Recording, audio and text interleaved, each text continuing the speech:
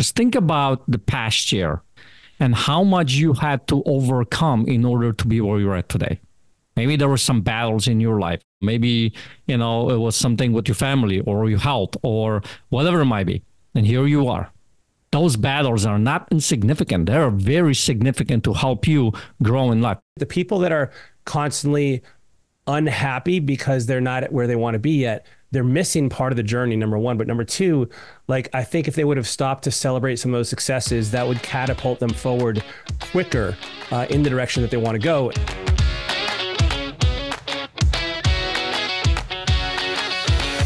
Hey, what's up? Welcome to Lifeonaires Show. I'm your host, Jason Wojo. On the Lifeonaires Show, we help people make more, work less, and live awesome lives. I am joined by Polish Peter, my co-host for today's episode. What's up, bro?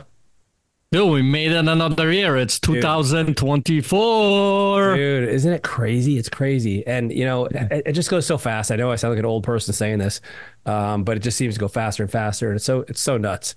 No, but think about it. Remember watching Back to the Future? The movie, dude, when he actually travels into the future, we're literally in that future. Dude, where's my hoverboard? I know. Tell me about it, man. I'm looking at the flying cars, man. Oh, those cool sunglasses that he had, the duck hat, man. Dude, we do have I look at it this way. We do have watches we can talk to, like Captain Kirk. So we have some of this technological advancement. But who knows? It could be another 5, 10, 20 years, 50 years for some other awesome things that we can't even imagine now. So that aside, bro, I want to talk about, and I think our listeners would love this, is what are our top 3 lessons that we learned from 2023? I think there's no greater shame than having a period of time where things happen and you accomplish things, you have failures, setbacks, but victories and all these other things. And you don't take the moment to kind of reflect back and learn from those things so that you can take them forward into the next season of life. Yeah. And then, I will tell you this, as we were talking about this particular episode, looking to, what we're going to talk about, the top 3 lessons from 2024 through 23, because there's so many of them. It's hard to boil it down to the top 3. Yeah. So let's see what we can come up with here, man. Let's do it. All right, man. So this one, I feel like, and by the way, all of these are lessons from 2023, but you can easily apply these to any year, frankly. And some of these are particularly valuable and really came to light in 2023, but who knows where the future may go from here. And so these are lessons you can take with you in every area of life that will be valuable for you. So the first lesson, and by the way, these are in no particular order, is this. 2023 was a year marked by a lot of turmoil, I believe. We had everything from extreme inflation. We have, wars going on. We have everything with Ukraine. We have everything Palestine. We have global uncertainty. We have issues. There's threats of other invasions going on right now and all kinds of things. So we have economic uncertainty. We have the real estate market, which has been, nuts. Mortgage rates. We have all this kind of uncertainty in life showing up almost everywhere. And not even to mention the latest variant of COVID that's out there, which I don't even know what it is now, right? Who knows? Mm-hmm. But here's the point. You can choose to focus on all that stuff, and I believe you're going to and listen, I'm not saying to be ignorant of any of the things going on in the world, but if you focus exclusively on all that kind of stuff out there, it is very easy. Even me talking about it for 30 seconds there, I started to feel overwhelmed. And I think if you focus on that, you just have such a likelihood that you will become overwhelmed, stressed, depressed, nihilistic, cynical, all of these other things that aren't going to help you get any better in any way. Yeah, and what that ultimately leads to is this idea and worry and fear and stress. And I think ultimately it comes down to fear, because what happens for a lot of times for a lot of people is that there is so much uncertainty that we want to grab and create some kind of certainty. So we get stuck in this way of not acting, not doing, maybe trying to cut ourselves off from those kinds of things.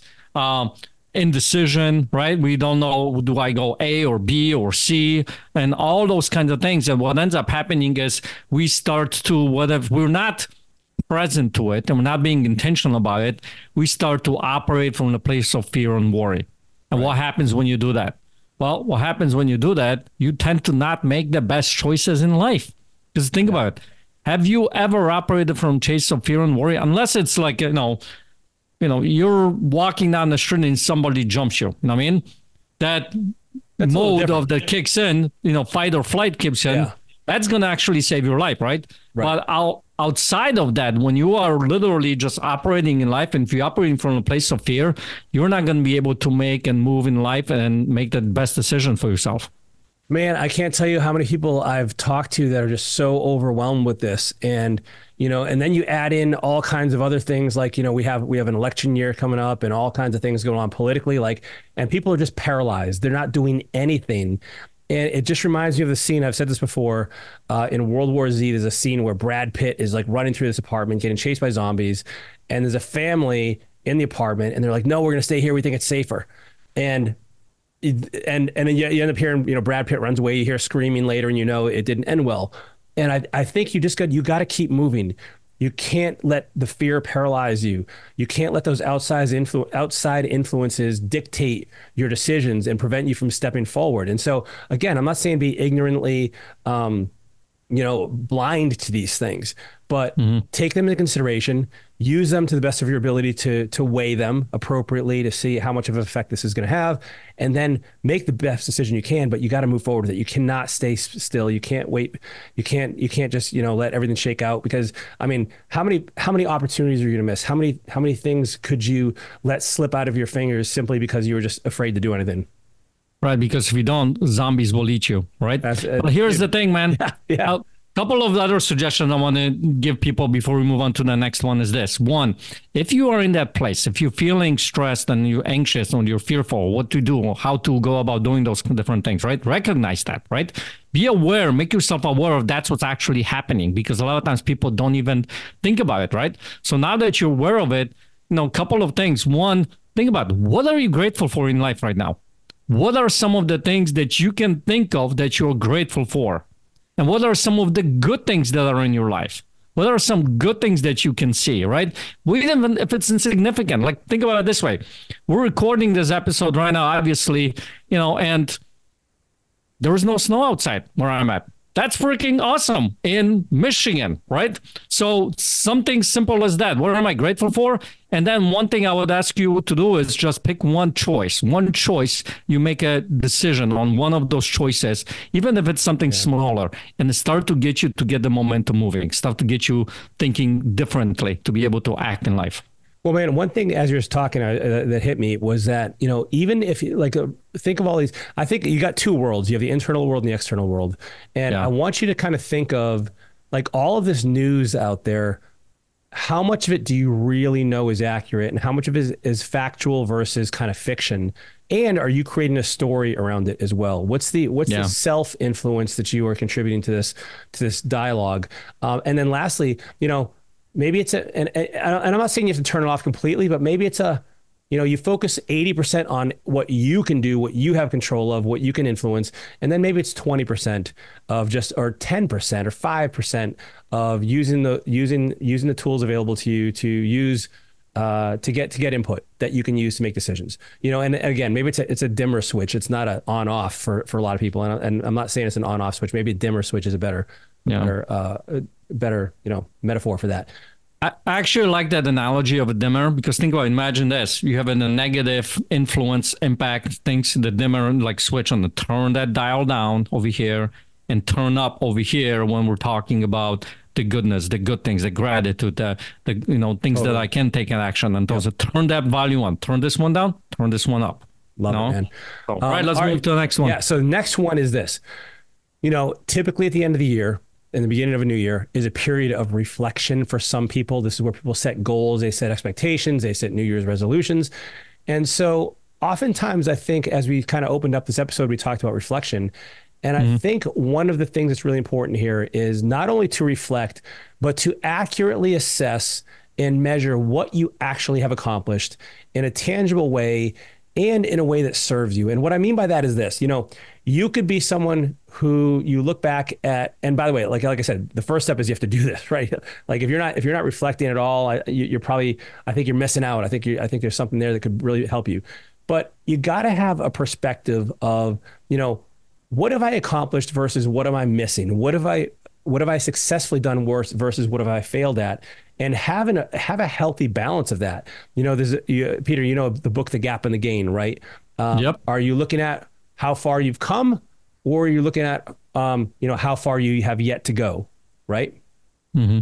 Yeah, like looking in the past or looking in the future, right? And sometimes what ends up happening, you get stuck in that gap. And what ends up happening is, to our first lesson, we start to worry and wonder and beat ourselves up and look at I've never done and all that kind of stuff. Look at I failed, because a lot of the times maybe the goals, you haven't reached those goals. Maybe even set any goals, or you've set some goals, you didn't reach them, right? So we start to beat ourselves up over. But if you start looking from a little bit different perspective, like look how far you've come. Even think about it, for me, in a simple, literally weird way. As in this past year, when it comes to my speaking, I feel like I've improved some of my language. And I can look at something, some of the people on this podcast might have a different opinion. But even if I just look at something silly like this, I learned some new words in the English language, right? Yeah, yeah. And something silly as that. I mean, it can make a difference. But if you start looking from the perspective, like, look how far I've come. I mean, if you go in your past and you start looking what you've accomplished, there has been a time when I didn't speak any English. Like none, zero, nada, right? And now I think I do, right? But you can start looking from the perspective of that it's going to help you to see how far you've come to be able to move to the next level in life. Yeah. Make sense?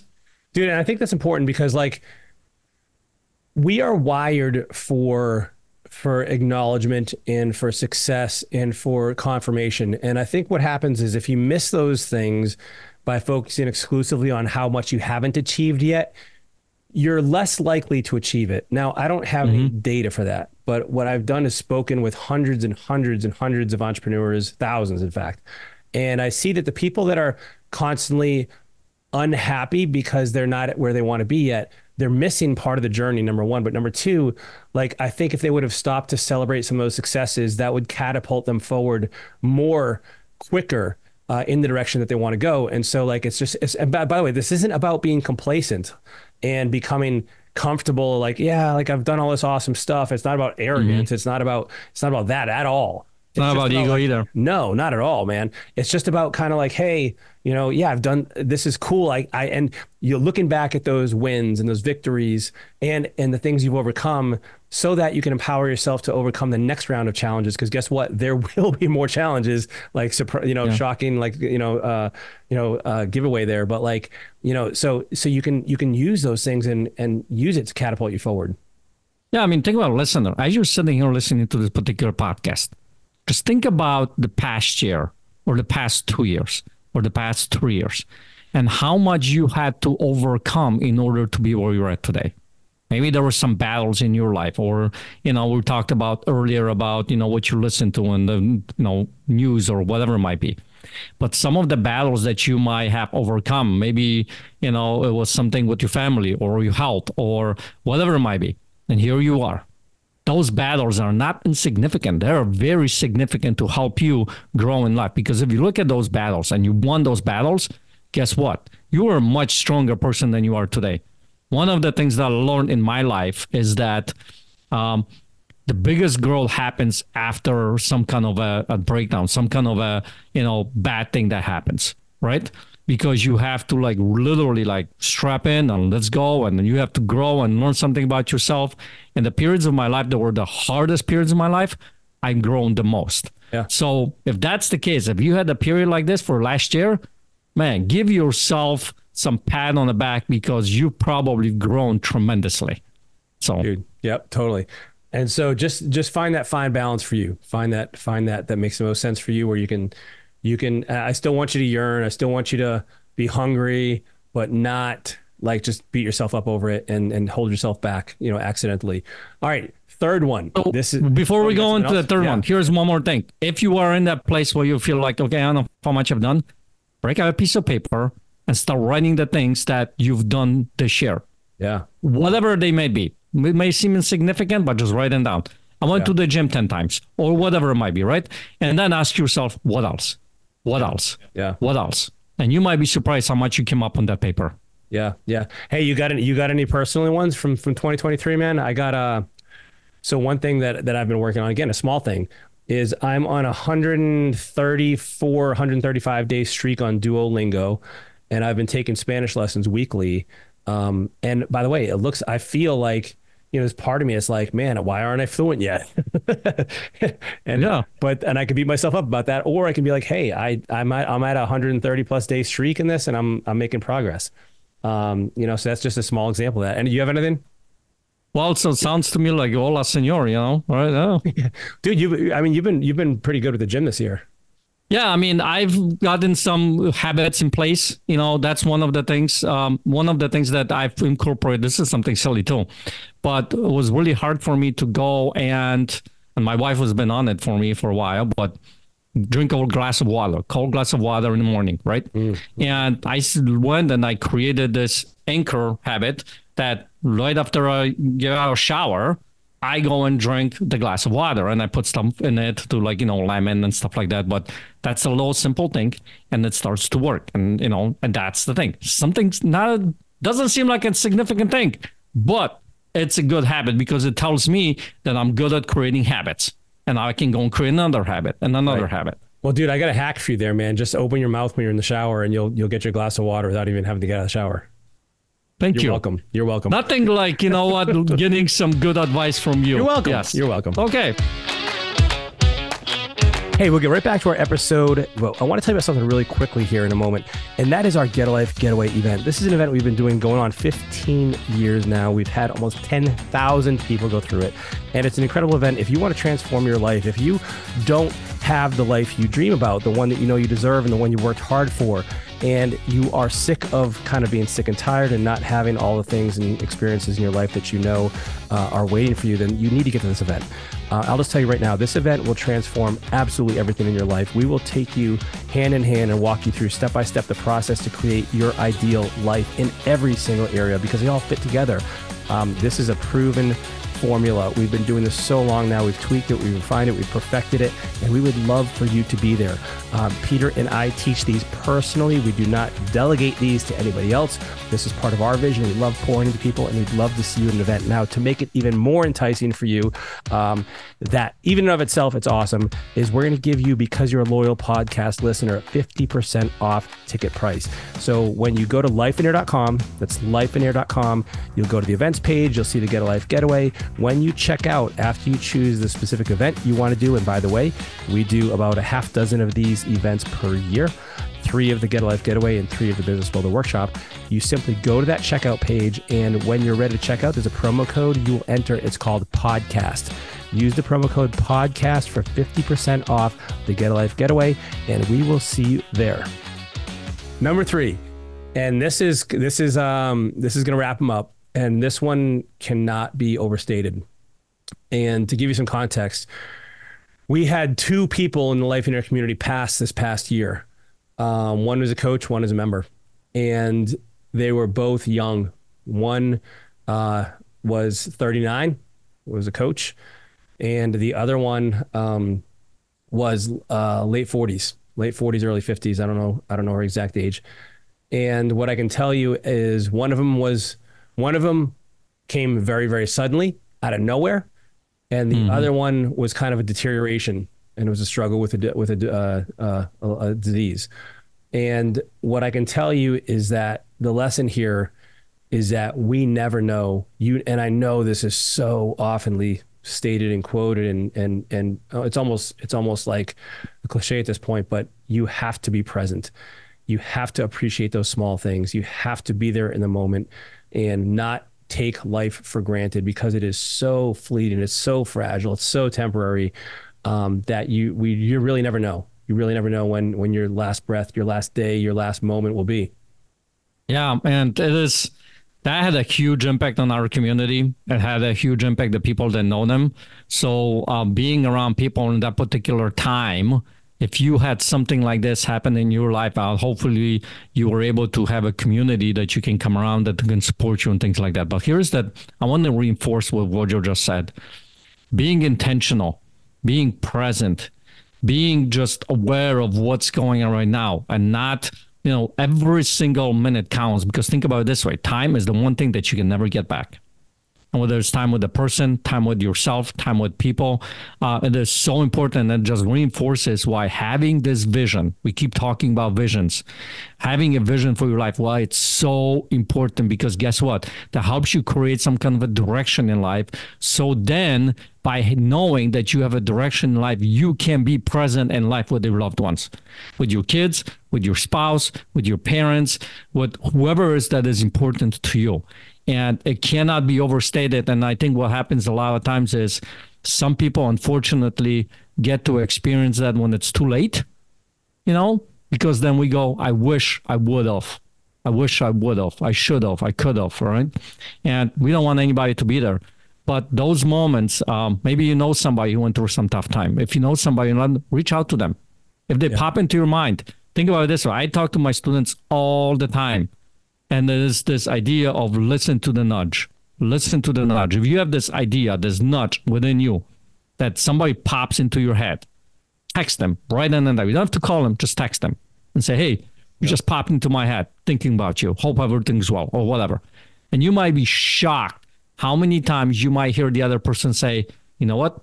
I was just thinking about you, or I was just talking about you, or glad you reached out. Let's jump on a call. And you might be surprised what's going to come out of this. So this, I think, is probably so important, being intentional, being present, and being there for the people who are most important in your life. Well, man, and this is something I'm sure my kids think I'm a weirdo, because I will catch myself. They're not the only ones. Yeah, legit.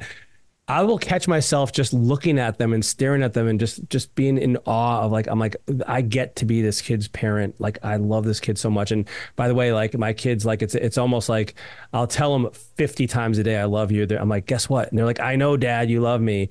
And I just I love to express that. And one thing I think we miss out on, this is a regret I have from when I was younger, is I could have been kinder to people, my family, my friends, even people I didn't know.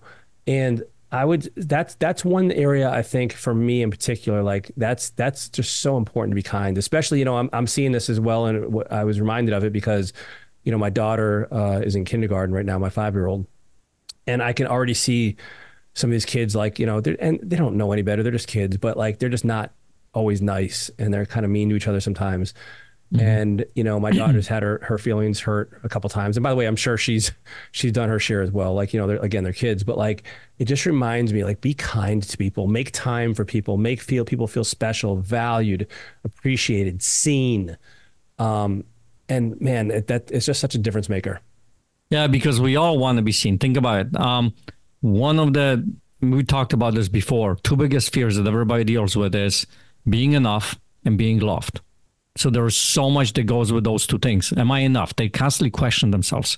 Am I enough? Am I enough? Am I loved, right? I want to be loved. I want to be appreciated, those kinds of things. So here's the thing. If that's the case, think about this. Every single person that you see in life, your loved ones, your kids, your parents, your siblings, the strangers on the street, they're all our walking stories. We all have a story that we walk with. And what ends up happening the majority of the time, you only see a little sliver of that story. Maybe 10%, 20%, because either consciously or subconsciously, they haven't told you about the other one, because it's almost impossible sometimes to tell everybody your whole entire story, right?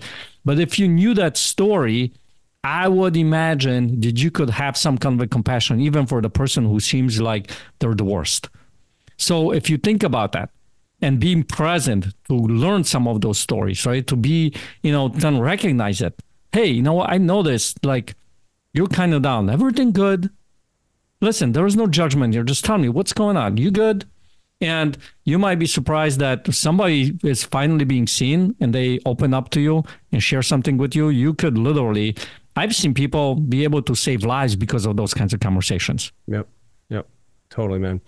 Well, listen, we hope you guys have enjoyed these 3 lessons from 2023.